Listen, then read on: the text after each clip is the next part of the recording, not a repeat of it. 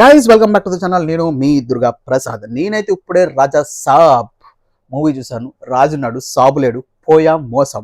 మారుతి మనల్ని మోసం చేశాడని చెప్పొచ్చు భయ. సినిమా అంత ఇదిగా లేదేమో. తాత మామ కోసం మనవడు పోరాడాడు, తాత దగ్గరికి వెళ్ళాడు, తాతయ్య దగ్గరికి వెళ్ళేటప్పుడు హీరోయిన్లతో డిబేట్లు వేసాడు, తాత గురించి తెలుసుకున్నాడు, తాత ద్వేషించాడు, తాత ద్వేషించి సెకండ్ హాఫ్లో తాతతో ఏదో యుద్ధాలు చేసేద్దామని ఇంటికి వెళ్ళిపోతాడు అన్నట్టు కథ నడిచింది.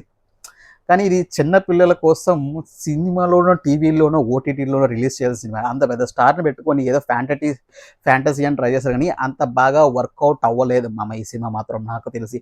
ఒక్క ప్రభాస్ గారి వింటేజ్ లుక్స్ బాగున్నాయి, ఆయన చేసి అరకొర కామెడీ బాగుంది. ఉజ్జిగాడు తరహా, డార్లింగ్ తరహా ప్రభాస్ని అయితే చూడొచ్చు అని చెప్పగలను. మధ్య మధ్యలో ప్రభాస్ సీను మన ప్రేమ కథా చిత్రం టైప్ కామెడీ అయితే ఆలోచించుకొని మాత్రమే మూవీ కలదు. హర్రర్ ఉండదు, కామెడీ ఉండదు, ఏదో ఫ్యాంటసీ అని చెప్పారు, హిప్నోటైజ్ అని చెప్పారు కానీ అవి పెద్దగా వర్కౌట్ అవ్వలేదు అనిపించింది మామ.